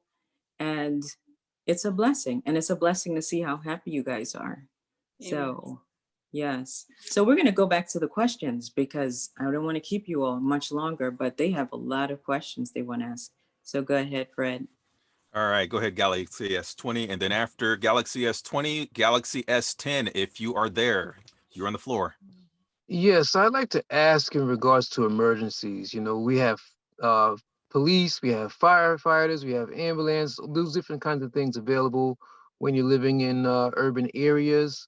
How should somebody calculate for that? Also, too, regarding educating children, schools, how do you adjust for that? And also, too, repairs. I have a friend who is single. You know, she's in the mountains, and you know, she finds it hard to have people come by her house and actually fix what they supposed to do and complete it without leaving with the money and not coming back. You know, so how do you check for in regards to business dealings in rural areas also? Great question. So obviously that was a few different questions. The infrastructure for firefighters, police, like we've gotten to know the police in town because we had somebody, we live out in the country, but we live not terribly far from a town. And when I say town, it's like, I mean, it looks like a few hundred houses. It's not much. A few hundred sounds like an exaggeration almost. It may be an exaggeration, but it's not, it's relatively small. But we had somebody chasing us and using their car to ram into our car. And so because of that, it was just a random event. Somebody was drunk and angry and for no good reason, but we got to know the cops because of that. So there are police in the area for us. And when it comes to things like ambulances and so forth, it's going to take longer in rural areas for things like that. You know, I'm out using a chainsaw, and if I put that thing through my leg, although I typically use chaps, they're made so that they can stop the chain in if it hits your leg. But that's beside the point. If something happened really bad, it would take longer for paramedics to come out. We're a half an hour away from the closest hospital. And so, and when I say hospital, I'm not talking about like a skyscraper. We're talking about, small structure, not small, but, not large. And so those are things to think about. If you have serious health issues, you could probably find an area that's closer to something and still be out in the country. So that's something to consider depending on your health status. One of the other things you said, Fire department. yeah, fire Ours department. is about like 5 miles away. Yeah, we're not too far, 5 miles from fire department, but I don't know here if we often, like we've been in rural areas where they have what are called first responders, where just random people like you or like me could choose to be firefighters, volunteer firefighters, or volunteer paramedics. And so you literally probably go take some classes, you do some training, and you become the local paramedic, and people get in a deadly accident and you're the first one on the scene to help them out. That's kind of how it works in very rural areas often, where it's the local guys who are there with the fire truck. It's the local guys are there to pick up bodies on the side of the road, and they may ultimately have to send out some ambulance, but that's going to take a while. So the first responders are going to be the ones who make it out there. Those are things to consider. So there are dangers to living in the country, no question. For me, the dangers far outweigh the risks, and there's dangers to living in the city. I mean, you can get shot, but there are paramedics very close by to deal with that. In the country, you can get shot, and the paramedics are a long ways away. So funny. So. Chad, you didn't make that sound too good. So anyway, but anyway. About the what's it called, the situation of the young lady who's living on her own and fixing things. We had a friend who was not from this area that helped us build, and so that helped. And then he didn't know people in the area, so he was bringing people from afar as well, which then you have to pay for that because they're traveling to get here. But that was just because we didn't know anyone in the area, didn't trust, you know what I mean? It's just like you go with who you trust. And so that would be my recommendation is try to find, but let's say you're moving to another state. Well, then you can go to church, find a church and ask around. Really, do your homework, ask who's reliable in this area, who can be helpful, those kinds of things and recommendations from other church members. That can be a problem in rural areas, is people want to come out, start a job and don't do it. That can happen. Thank you so much, Kaylani. There's a whole chat room thing going on, but they're also asking, Kaylana, maybe I said it wrong, I'm so sorry. So can we also get your ministry? They want to know if one of you guys can write it quickly, where they would send like donations and stuff to. My wife will write out. Okay. You could always contact us. We got to set up a Patreon account for our ministry, but we haven't, or something like that. But our website is anchorpointfilms.com. You can contact us through there. Anchor Films, those are 3 words, anchorpointfilms.com. And like we said, you can look at our YouTube channel, Health and Homestead, and you can contact us there, but anchorpointfilms.com is better for contacting us. Okay, go ahead, Fred. All right. Thanks. Go ahead, Galaxy. Hi, Chad. Thank you for your time and thank you for the advice. I had a question, and you may have already covered this. My question is, what states do you recommend for country living? I currently live in New York City, and I desperately want to leave the city. However, I'm still tied to, work and things like that. We're remote at the moment, but they might be expecting us to work in office. So I want to be able to live in a remote, in a country setting. But just not too far from the city. Yeah. What states do you recommend are best for country living and for farming?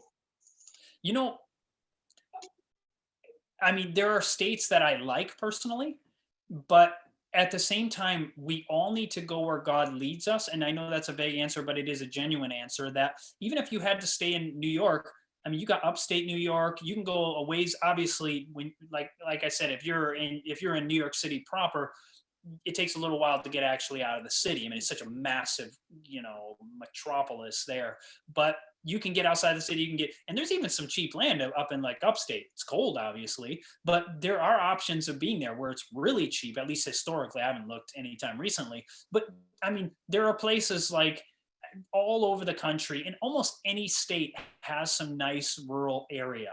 And I mean, I know people from New York City who've moved to Maine and these kind of places, and I'm not telling you to do that. But the key is, though, once again, I can't give you, I mean, I love certain states. I love Idaho. I would love to live in Idaho. Washington State, tons of Adventists there. I like to be in an area that isn't just packed. I want to be able to hopefully be a witness in the community instead of being in just like, we're told not to be in, what do you call them, like Jerusalem centers where we all congregate with massive quantities of people. But there are really great options almost anywhere. Great is vague. That's not true. There are some decent options everywhere. There's some great options in a few places. But yeah, I would just simply say, allow God to lead. But if you need to stay in New York, and you see the Lord's leading, and you could even talk to your job, say, hey, listen, if you like the company you're working for, say, hey, I love working for you. We've been doing this remote thing. I'm considering moving to the country, but I would love to continue working for your organization. I appreciate you. It means a lot to me to be your employee. And I just want to know, would you be open if I would continue to work remotely? This is like the best time in history to find out the answer to that question, because many people are already doing it. So it's like God is opening a door for many people. I don't mean for everybody, but for many people, this may be the perfect opportunity and you just need to get out to an area where you have good enough internet access, and you need to check on that, because many places don't have good enough internet. I mean, that's why I lost you one time tonight, because we don't have the best. So that's a vague answer, but it's because I don't want to be the Spirit of God telling everybody where to go. You have to allow God to lead. Amen. Amen. In fact, I'm going to shift over to a question that's actually in the chat room session. Many of us will not be able to purchase a home in the country. Would it be advisable to single adults to rent rooms or portions of homes from families in the country already? Absolutely. I think that is a wonderful option. And one of the ways you could do that, and it's not the only way, you can simply rent. The other option is there are some elderly, godly people, maybe in some churches or whatever, where they would love someone to come and somewhat be a caretaker. And so you would help them with the garden, you would help them around the property, you would be carrying things they can't carry, or maybe you're not super strong, but you could still be there. And so I don't mean that's the only option, but there are surely options for us to be doing things like that. This is the thing, if you rent in the city or you rent in the country, you're renting either way, right? So there's nothing wrong with renting in the country. That is perfectly an option. And sometimes you don't even have to do it. You may actually be able to help be a part of some family. Yeah. And I'll just tell you, it would be hard for me as a single woman, if I were a single woman, to do all of this on my own. I mean, if some woman's able to do it, that's awesome. But I'm one that wouldn't be able to. It's hard for the two of us. It's hard for the two of us. But I wouldn't be able to. And so, yeah, I would look for someone else, if I weren't married, to do that with, and look for a rental situation, what have you. And I don't think there's anything wrong with that. I just think we all need to learn to work with what we have. We all seem to have this ideal of what we think should be, but when you actually come to do it, the ideal is thrown out the door, and you just got to work with what you have. Okay, so we got about 10 more minutes, 15 more minutes. How are you guys feeling? Are you worn out? No, we're good. Good. Okay, go right ahead. All right, Nasha, are you there? Go ahead and try and mute your phone again. If Nasha's not there, we're going to go on to tests. Oh, there you go, Nasha. Hello, hi. Thank you so much for this awesome presentation. My question was quite brief. I wanted to find out, how did you guys choose your builders for your home? Like, what criteria did you have? Well, ours is not the greatest answer because it was a friend, and he goes Oh. to our church. Or he went to a church. We knew him already, and so we trusted him, and he's a great guy. And so for us, it was easier than your average person. But you can always ask around to someone you know, and even if you're going to an area that you're not from and you don't know anybody there, you can go visit the church. And if you can't go visit the church because you can't even get there, you can contact the church and say, hey, I'm so-and-so from Birmingham, and I'm thinking of moving to your area, and I'm thinking of building. And do you, and in your church, do you have either any builders or anybody who knows a good builder? And that would be an option where often word of mouth is one of the best ways because they know somebody around the area. So I think, to me personally, that would be one of the best options. All right. Thanks, Chad. Tess, you have the floor. Go ahead and unmute your microphone. There you go. Just wanted to ask a question. Outside of prayer and going and visiting places, is there anything that you recommend that we should be doing as we look for our own property? Yeah, there's a number of things. I mean, number one, read the book Country Living. It's 32 pages. You can read it in like an hour or two or a few hours or whatever. Those are from, and that even tells you some of the simple things, like don't buy low land. Make sure to buy high land so that you're not swamped. And some of the practical things, you need to know the practical things that you may not even think about. So when you're looking, the way I look typically is there are two main websites that I use, Zillow and Realtor. Realtor is often more up to date. Zillow can be a little bit behind. And so you may be looking at something thinking you're interested in it and it's already sold. Whereas Realtor is quickly updated if you're in America. This is in the States anyway.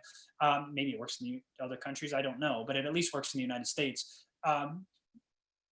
I know it works in Canada, but so you can look things up that way. You can look on the map. One of the things that I do with it is I look, so you look what it says about the property, then I click on the map, and then I click on Google, and then I look on Google Earth, and I look at the surrounding area. You do the satellite. Yeah, the satellite view. Look at the satellite view, because you may see, oh, there's massive electrical lines, and I don't want to live. I mean, we have the small, like, poles at the front of our property, but the massive lines. And if you live by one of those and you're cool with it, hey, more power to you.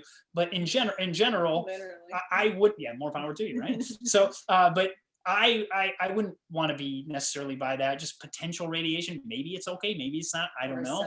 Or right by a cell tower, or by. And some people say, like I've said this before, and people are like, duh, you don't want that. But some people don't think about it. And you may know, oh, I don't want to live next to a nuclear power plant, but you may not even have known. You went and looked at the property, and it was like a mile the other direction, and you never looked. And so, yeah, you wouldn't have wanted it, but you never noticed, and you buy it and you're like, oh man, I'm right next to a nuclear power plant, and I don't know about you, but that's not where I want to live. And so if God led you to live by a nuclear power plant, go for it. But the point is, look, these are just some things to do. Look around the area.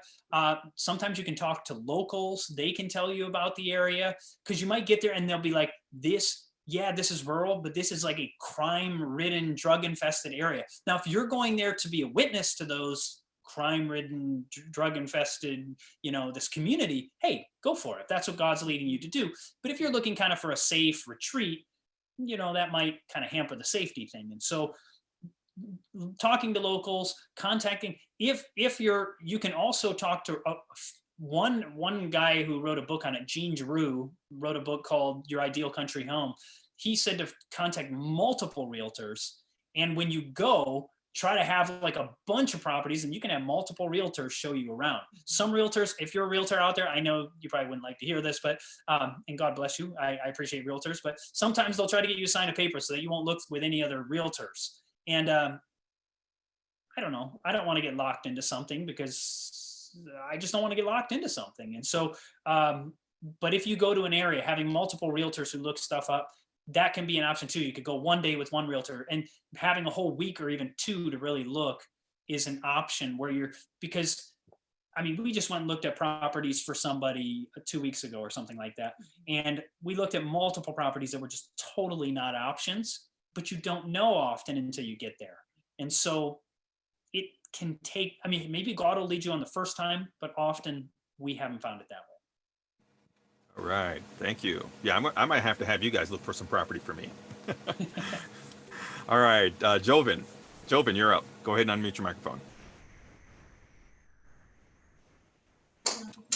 Hi, everybody, and I just want to ask, because I'm a city person, and I live here in Los Angeles, California, but originally I am from the Philippines, and I just want to know how can I learn country living, since I am comparing, number one, the climate, because in my home country, the climate is tropical. Compare here with the different climates, and also the plants and all are also different. So I want to know where can I can get a country living education. A couple places that I know of. There's a man, what are they called now? They were called Mountain Media Ministries. I think their website is called something like sustainablepreparedness.org or .com, sustainablepreparedness.com. They have a video series.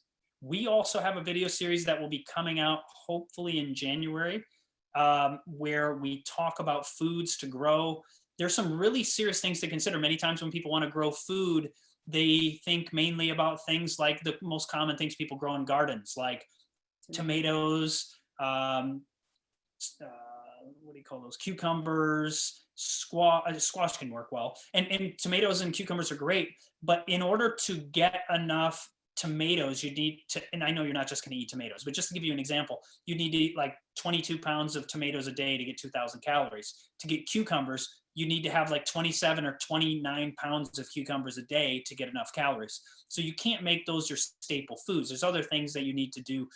Maybe some grains. You don't have to eat grains, but grains have a lot of calories. And when you're growing food, you want a lot of calories. I know most people are thinking, oh no, I want to lose weight. No. If you're raising food, you need plenty of calories, because it's just not an option to eat 27 pounds of something in a day for most of us. So there are things. I have some videos on our YouTube channel. I don't want to go on and on.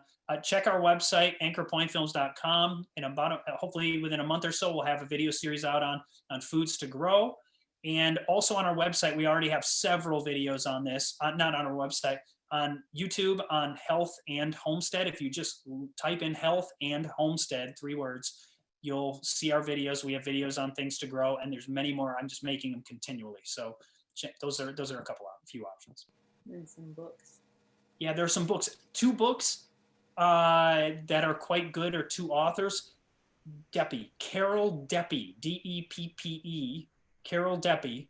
She has a great book on plants to grow in difficult times or something like that. That's not the title of it, but Carol Deppe. And these aren't Christian books. These are not Christian books. So these are not, but it's just great information. A second one is by a guy named Will Bonzall, Bonsall. Will Bonzall actually talks about a little old lady named E.G. White. He's an atheist though, but he mentions her in the book. But and very interesting. And he said, yeah, what she said kind of resonated with me. But nevertheless, he's a vegan, an atheist, and he lives a self-sufficient lifestyle as a vegan. And he tells you about foods you've never heard of that he grows, and he sustains himself, his family, off these foods. And so he has interesting information. To be honest, there may be a curse word or 2 in the book, but that's not what I'm reading it for him. But it's just really good information outside of that. Yeah. Excellent. Susan. Thank you so much for your presentation. I'm learning so much. I just wanted to say 2 things. One, I don't know if you ever tried hay bale gardening. Yeah, because my soil was not good either, and I tried it. It was amazing. I grew a 28-pound pumpkin out of a hay bale one year, and I don't know why I ever spent all the money on soil and manure and stuff too. So for me, and bad soil, I think hay bale gardening is one way to go. But the other thing is, it's true, everything you're saying about getting calories from growing in your garden. So wouldn't you recommend that Adventists learn how to hunt, as opposed to trying to live off of a garden? Because where I live, there's a lot of poor people and they hunt a lot for, venison and stuff like that. Great question. Great question. I live on a plant-based diet, so the meat wouldn't really be a great option for me, just because I don't eat meat. But if times get really tough, there will hardly be any meat left. The animals will be shot very rapidly because people will not follow hunting laws. They won't wait for, I don't know, October 15 or November 15 or whatever. They will shoot them. This is what happened like during the Great Depression. The wildlife gets decimated at that point. And so if we really come into a serious, just before the time of trouble, and people are really struggling financially, growing your own food is still probably going to be the best option, because the animals will be shot, simply. And I happen to try to follow the principles of Daniel in the Garden of Eden when it comes to food. And so, but each person has to choose for themselves. And so I'm not here to push on you. You can do whatever you choose to do. But for us, plants are the way to go for us. Plus, my health has gotten so much better since going on a plant-based diet that I can't imagine going back to my old lifestyle. But great. Oh, and the hay bale thing though, or the straw bale, that I have seen people doing that, and that's really cool that you gave that a try. Amen. Amen. All right, Roger. Roger, go ahead and try and unmute your phone. If not, we're going to move on. There you go, Roger. Hello. Go ahead. Good evening. Good evening, everyone. Referring to the question earlier, I don't remember the name of the brother who asked about living in New York City, and he was asking for advice on where would be a good place to live. My wife and I, Shauna, we got married in August, and we closed on a home around about the same time in upstate New York. So he could start looking round about now would be a good time to see what is available and take into consideration his budget. But upstate New York have properties, and if you're going to commute, the traffic flow is quite easy coming up, say between where we live, close to Victory Lake, Camp Victory Lake, and Bronx. The traffic flow is good both directions, any time of day. But it's just getting, say, if you're in Brooklyn, Queens, Manhattan, getting to the Bronx is where you face some traffic in the peak hours.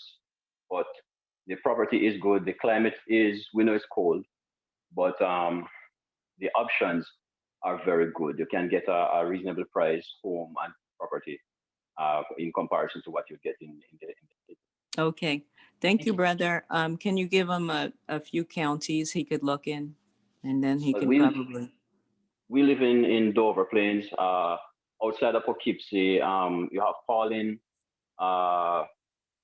What's the name of we have Brewster. Quite a number of areas. Some of them. You also mentioned Chad on going on Realtor and Zillow. We utilize both of them, and it worked out quite well. We just go there, houses upstate New York, and you can customize your search. You can have a search criteria set up for the price range that you want, or the proximity, how many miles from, say, you just say 50 miles from the Bronx, 50 miles from Manhattan, and it will just bring up those that fit that category. Thank you so much. Thank you.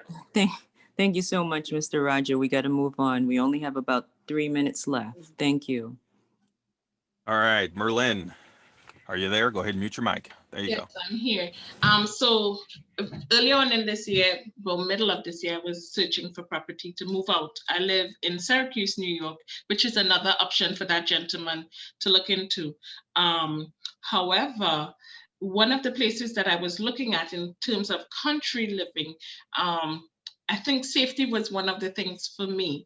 I saw a few Confederate flags, which really kind of raised red flags for me. So how would you advise when it comes to safety in terms of, because when you look at the demographic, the Black minority, black and brown community usually hovers in the city areas. But then as you go more country, you get more, and I don't want to use the term because to me it's derogatory, but you get more Caucasians that are really deeply rooted in some philosophies that Christ, and I know we have to think, pray that Christ will lead you where to go. But what are some of the suggestions you would give?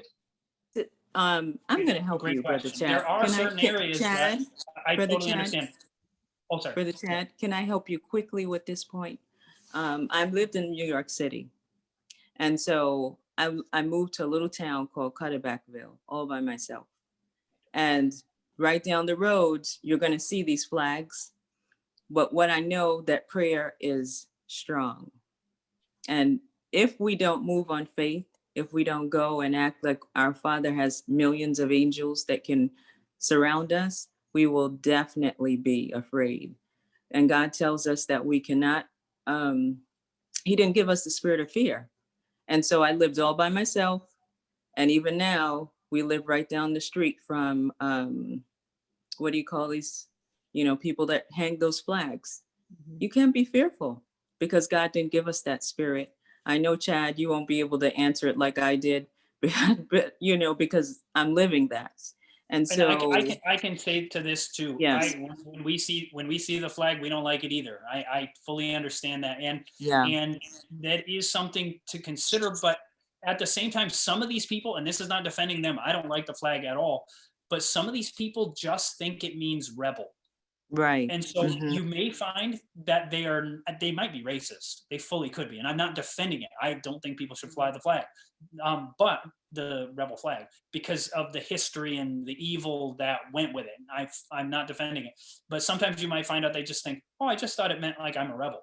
So it may, and that's not like that's a saintly thing to think, but still it may not be as bad as, so I don't say that as a defense. I say that as, you might be safe. I'm not telling you you're safe. That's just a side thought. It does make us uncomfortable too when you're out there looking for pride and you see somebody down the street with it and you're just like, do I want to be living next to that? It does come into a lot of people's minds, especially minorities.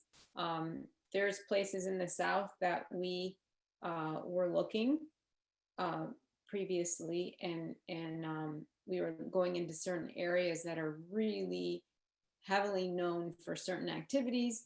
And so, I'd go to the grocery store and people look at you because they've never seen someone that looks like me, that kind of thing.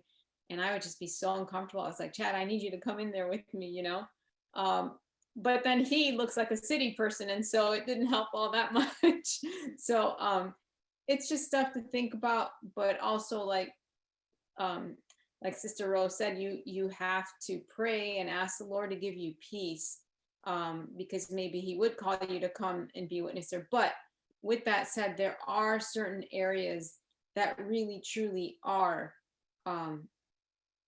not safe. That would not be safe. So, and those are more, just be open, honest. There are certain areas of the South, not all the South, but there are certain areas of the South that are probably some of the worst. Most places in the North and West, there might be some racist people, but you're typically not going to have like dangerous. Most of the time you won't have super dangerous. I mean, we just had, we just had somebody attacking us. So it can happen to anybody, but I won't give up just because of the potential dangers. And we had friends that told us when we were down there in the South, and they told us, oh, there's certain areas you need to just like avoid. And that's something that people can tell you once you go to certain areas. And And I can tell you personally, we are going to have to end. I'm so sorry for those that are holding their hands up. I can tell you personally, living in Tennessee, I went into they had a huge Confederate flag, and I went into the store. My mom had no idea what was going on. It was a blessing. She wanted something, and I was like, oh my goodness, we're getting ready to go up the mountains and we need it. And there was no nearby store. And that's the one thing, when you live in the country, you have to be able to have everything that you need before you get up there. And so she wanted some cabbage or something. And I saw this little dinky store, but it had the biggest flag. And what I did was I just prayed. When I went in there, all the country bumpkins, they looked at me like, why is she in here? Did she not see the flag? Why is she in here? And so it was obviously like it was a country store, just like you would see on a movie, because I'm from the city, right? And so you see it and you just say, okay, what just happened here? But if you speak just as nicely, they, sometimes will adhere to God speaking to them, and they'd recognize you're not there to be a threat to them. And God loves just swarms in and he takes over. I thank you guys for coming and joining us. We are getting ready to transition actually into our other program. Tell me, Chad, your closing remarks, and your wife, if you guys can give us just a little bit of closing remark.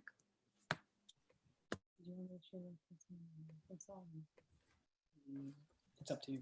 Okay, I just want to share a testimony, like you said, about prayer and how it changes things. We were doing some meetings down in Arkansas, like deep south in Arkansas. And long story short, there was a funeral that we had at the church that day.